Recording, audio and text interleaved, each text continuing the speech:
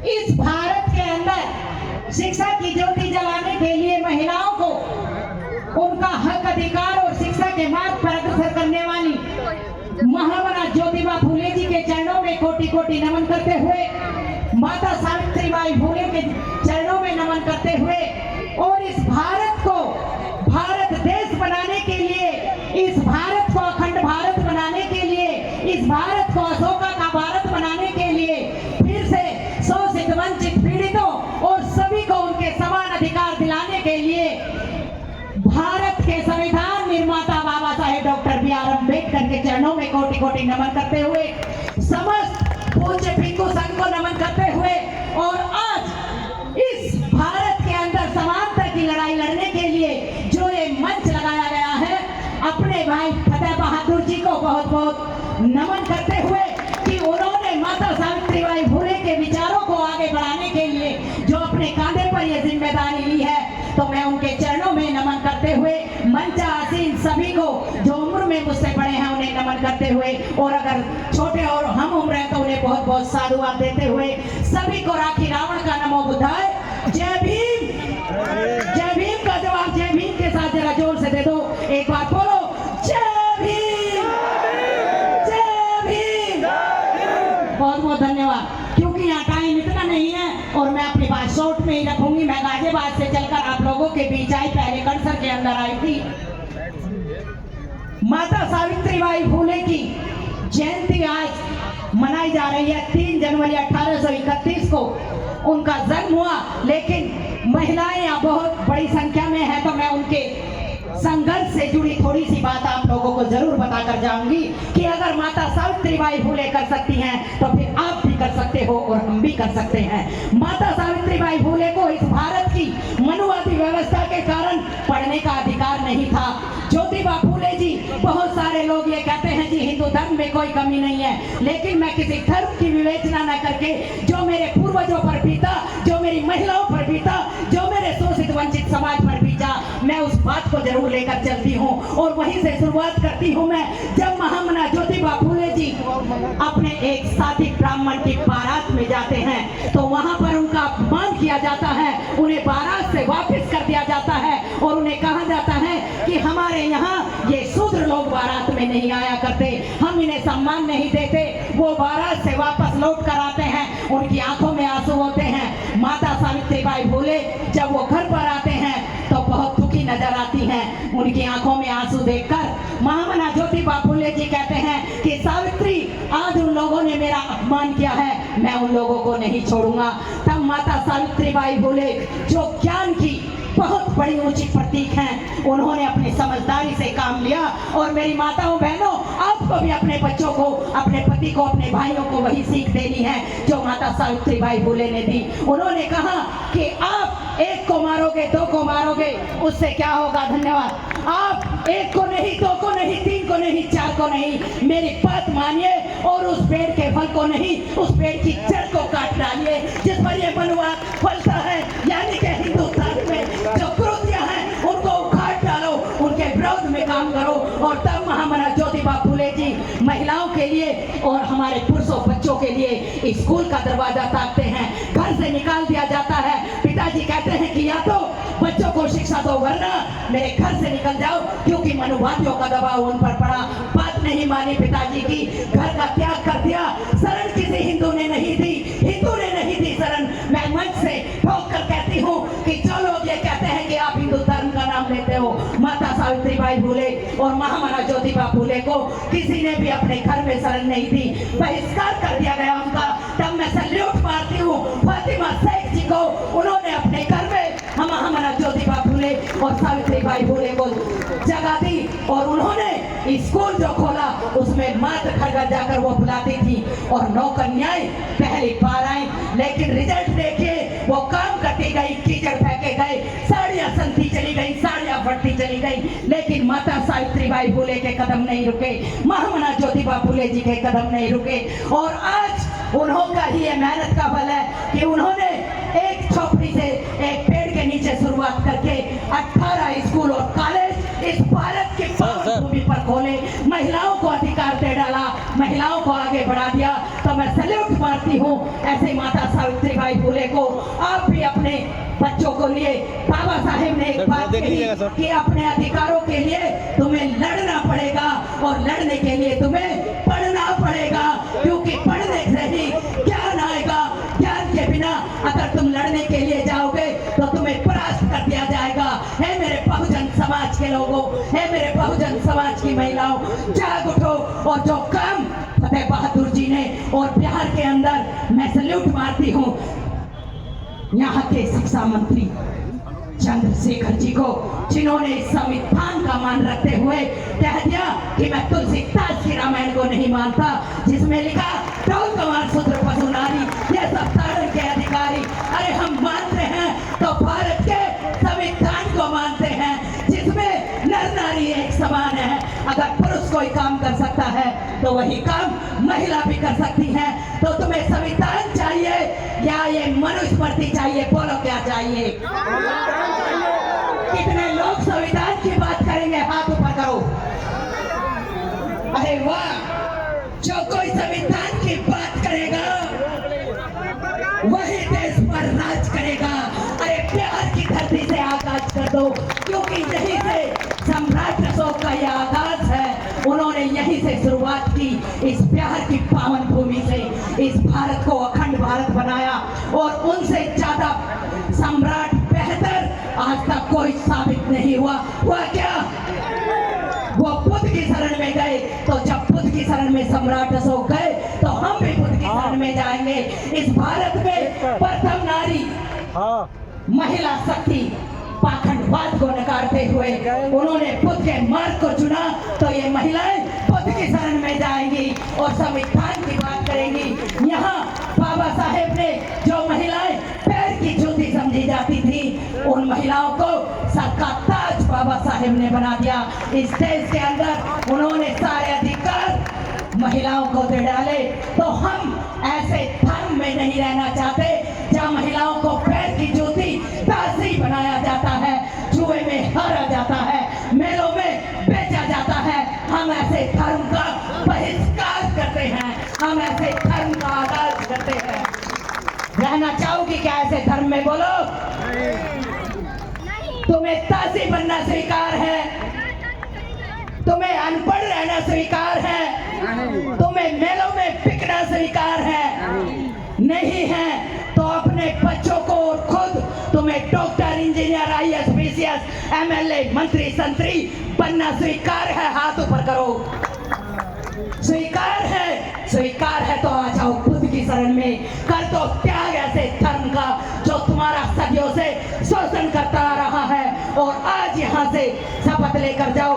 इस प्रोग्राम को मनोरंजन की दृष्टि से मत देखना, क्योंकि महामना ज्योतिबा फुले जी ने अपना पूरा जीवन समर्पित करके, माता सावित्रीबाई फुले ने अपना पूरा जीवन समर्पित करके, बाबा साहेब ने अपना तमाम जीवन लगा करके, भगवान बुद्ध ने अपना राजपाट तुम्हारे लिए छोड़ करके, साहब काशीराम जी ने अपने बड़े पद को ठोकर मारकर तुम्हारे लिए, और जितने भी यहाँ नायक नायिकाएं हुए हैं उन सभी ने तुम्हारे उत्थान के लिए अपने जीवन का बलिदान कर दिया, अपने ऐशो आराम का बलिदान कर दिया। लेकिन हमारी झोली में वो सुख भर गए, तो इस सुख को तुम्हें छीनने नहीं देना है। बोलो, संविधान की रक्षा करोगे या नहीं करेंगे? आज संविधान खतरे में है। ये तानाशाही सरकार आपके अधिकारों को छीनना चाहती है। संविधान बचाओ, देश बचाओ। संविधान बचाओ, अपनी पीढ़ियों का भविष्य बचाओ। संविधान बचाओ, इस भारत के अंदर सबका स्वतंत्रता, न्याय, भाईचारे का पैगाम लाओ। हमें किसी से कोई ईर्ष्या नहीं, कोई द्वेष नहीं। अरे आ जाओ भगवान बुद्ध के धर्म में, आ जाओ वैज्ञानिक धर्म में। हम इसमें विश्वास नहीं करते कि हनुमान जी सूर्य को कटक गए। हम नहीं करेंगे, जो कोई करे करे, लेकिन हम इस पर विश्वास नहीं करेंगे। हम इस बात पर विश्वास करेंगे कि पूरे संसार में सूर्य नाम का एक ही ग्रह है और वो पृथ्वी से 13 लाख गुना बड़ा है। उसके अंदर बहुत आग है, सकता। अरे कोई ये तो पूछे कि जब हनुमान जी उसे मुंह में दे रहे थे तो हनुमान जी कहाँ खड़े थे? रावण जिंदाबाद। सोचने का काम कौन करेगा? कौन करेगा सोचने का काम? इसलिए जो ये लिखा है, बहुत बहुत धन्यवाद। मंदिर का मतलब, अरे बोलो सामने लिखा है क्या डर है? मंदिर का मतलब मानसिक गुलामी और शिक्षा का मतलब प्रकाश का मार्ग। तो जो यहाँ पर लिखा है, जो इनाम कह दिया कि फतेह बहादुर जी की जीभ काट डालेंगे, 10 लाख रुपए दो। अरे किसी में ताकत है कि कोई फतेह बहादुर जी के पास तक भटक जाए? अरे आकर तो देखो जरा, कितने लोग अपनी जान का निछावर कर देंगे। अब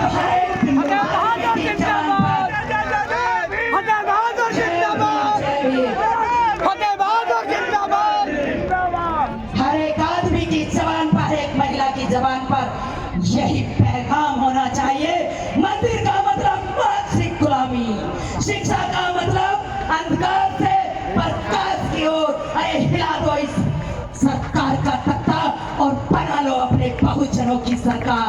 क्योंकि बाबा साहेब ने भी कहा था कि अगर योग्य व्यक्ति सरकार में नहीं जाएंगे, राजनीति में नहीं जाएंगे, तो अयोग्य व्यक्ति तुम पर राज करेंगे। अरे मत करने दो अयोग्य व्यक्तियों को अपने ऊपर राज, और ला दो ऐसे ऐसे लोगों को राजनीति में जो तुम्हारे लिए शिक्षा का द्वार खोल दे, जो तुम्हारे लिए अंधकार से प्रकाश की ओर का मार्ग ला दे।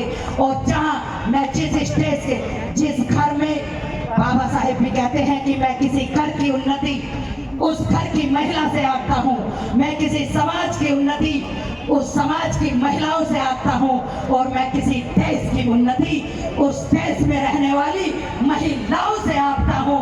तो सच कर डालो बाबा साहेब का ये संकल्प। उन्होंने अपने 4-4 बच्चों का बलिदान देकर हमें पुरुषों के बराबर लाकर खड़ा कर दिया है। तो क्या तुम ये कहना चाहती हो कि महिलाओं में बुद्धि नहीं होती, वो इनसे कम होती है? क्या महिलाएं काम नहीं कर सकती? बोलो कर सकती हो या नहीं कर सकती? अरे महिलाएं घर भी संभाल सकती हैं और ऑफिस में भी जाकर काम कर सकती हैं। महिलाओं में दुगनी ताकत पुरुषों से बराबर मैं मानती हूँ, क्योंकि महिलाएं जिस तरीके से घर को मेंटेन करती हैं और बाहर का भी काम देखती हैं, ये पुरुष नहीं कर सकते। कर सकते हैं क्या? फिर तुम क्यों डरती हो? भारत का संविधान तुम्हारे साथ है। पंचाओ, हर एक कुर्सी पर कब्जा कर डालो, हर एक मंच की आप आभारी रहो। और मैं इस मंच पर देख रही हूँ कि यहाँ पर महिलाओं की भागीदारी बोलने के लिए फतेह बहादुर जी ने बराबर से चला रखी है। तो मैं एक बार उन्हें सैल्यूट मारती हूँ कि यहाँ महिलाओं के साथ कोई भेदभाव नहीं किया गया, और जिस मंच पर किया जाएगा मैं तो वहाँ चुपचाप बैठूंगी नहीं, क्योंकि अभी तक ना मैं किसी संगठन से जुड़ी हूँ, लेकिन बाबा साहेब के मिशन के लिए मैंने अपना जीवन समर्पित कर दिया है। मैंने बहुत सारी मीटिंग गांव-गांव, शहर-शहर जाकर ले ली है।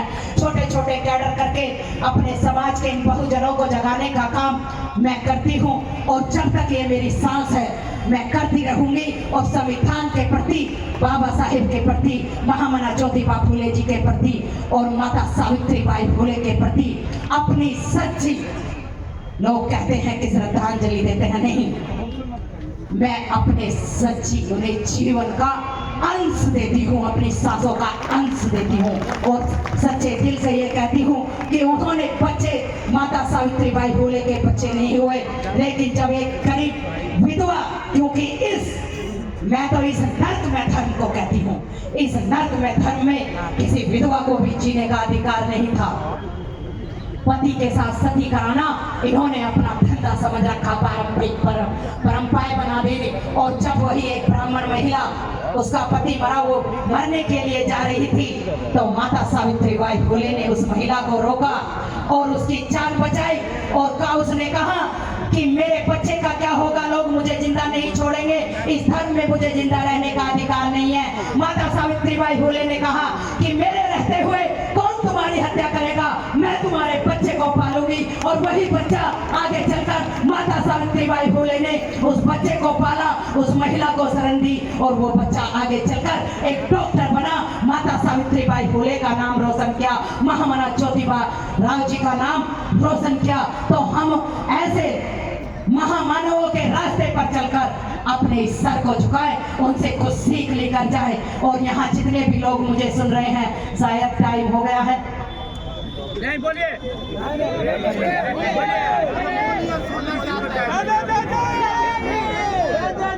अभी आपके बीच में ज्यादा आप लोगों का टाइम नहीं लूंगी, क्योंकि मैं मंच की गरिमा का अपमान नहीं करना चाहती। लेकिन जो लोग मुझे बुलाना चाहते हैं तो वो बुला सकते हैं, आने जाने का खर्चा आपका होगा, क्योंकि मैं कोई काम करती नहीं। पूरा जीवन बाबा साहेब अपने बहुजन नायकों को समर्पित किया है, बाकी मुझे किसी से कुछ चाहिए नहीं। तो जब कभी बुलाना चाहो तो बुला सकते हो। बहुत बहुत धन्यवाद। मैं लास्ट में बाबा साहेब की एक बात कहकर अपनी बात को विराम दूंगी कि जब बाबा साहेब हमारे लिए साहब काशीराम जी ने जो राजनीति में मेहनत की, ऐसी ही मेहनत बाबा साहेब ने लंदन के अंदर की। बहुत बहुत धन्यवाद। बाबा साहेब जब लंदन के अंदर हमारे लिए अधिकार मांगने के लिए गए, तो यहाँ से जो लोग गए, जो ये चाहते थे कि इस देश के 85% लोगों को, यहाँ के जो 85% लोग हैं, ये जो बहुजन लोग हैं, SC ST OBC माइनॉरिटी के लोग हैं, तो इनको वोट का अधिकार नहीं मिलना चाहिए। इनको वोट का अधिकार नहीं मिलना चाहिए, क्योंकि वो लोग ये चाहते थे कि ये डॉक्टर अंबेडकर वहां जाकर क्या बोलेगा, जितने भी अधिकार है अंग्रेजों से हम लेंगे। अरे डॉक्टर अंबेडकर तो 4 दिन की चांदनी है और फिर अंधेरी रात है। लेकिन वो नहीं जानते थे कि डॉक्टर अंबेडकर तुम्हारे बाप का भी बाप है, इसलिए बाबा साहेब उनका नाम है। बाबा साहेब जब इन लोगों ने कहा कि राजनीति में जाने का अधिकार केवल उन लोगों को मिलेगा जिसके पास शिक्षा होगी, संपत्ति होगी, जायदाद होगी, तो बाबा साहेब ने कहा कि अच्छा, ये भारत तुम्हारे बाप की प्रगति है। क्या समझते हो कि SC ST OBC के लोग शिक्षा राजनीति से बाहर हैं, इन पर सदियों तक तुम ही राज करते रहो। तो बाबा साहेब ने शेर की दहाड़ में एक बात वहां पर कही कि नहीं, ये लोग गलत डिमांड कर रहे हैं। राजनीति में जाने का अधिकार उन्हें नहीं होगा जिसके पास शिक्षा या जायदाद नहीं होगी। इसका मतलब 15% लोग 85 पर राज करेंगे, ये डॉक्टर भीमराव अंबेडकर कभी होने नहीं देगा। अरे भारत में रहने वाले प्रत्येक नागरिक को वोट डालने का अधिकार होगा, राजनीति में जाने का अधिकार होगा। जो भारत का नागरिक होगा, जिसकी उम्र 18 साल होगी, बाबा साहेब ने तुम्हारे लिए लंदन में ये दरवाजा खुलवा दिया। और हमारे लोग, ये बहुजन लोग जिस बात को तिलक ये कहते थे कि ये पान, तीली, सिगरेट बेचने वाले लोग राजनीति में जाकर क्या करेंगे। अरे तिलक तुम भी आकर देख लो कि बाबा साहेब की बदौलत ये फतेह बहादुर जैसे लोग राजनीति में जाकर तुम्हारी इज्जत काट रहे हैं और यहाँ शासन कर रहे हैं। इसलिए हमें जवान दी संविधान ने, हमें ताकत दी संविधान ने, दिया नहीं दी। अरे बोलो, दिया नहीं दी तो जोर से बोलो, हम इस देश के शासक हैं, हम इस देश के शासक हैं, हम इस देश के मूल निवासी हैं। हम यहाँ पर दूसरों की गुलामी नहीं सहन करेंगे, नहीं सहन करेंगे, नहीं सहन करेंगे, नहीं सहन करेंगे, नहीं सहन करेंगे। हम समता मूलक समाज की स्थापना के लिए, बोलो, हम समता मूलक समाज की स्थापना के लिए इस संविधान को बचाने का हर समय काम करेंगे, इस पर आँच नहीं आने देंगे। हम अपनी पीढ़ियों को गुलाम नहीं बनने देंगे। आपने मेरी बात को ध्यान से सुना। जब कभी बुलाओगे तो मैं फिर आपके पीछे आऊंगी। तो सभी के लिए एक बात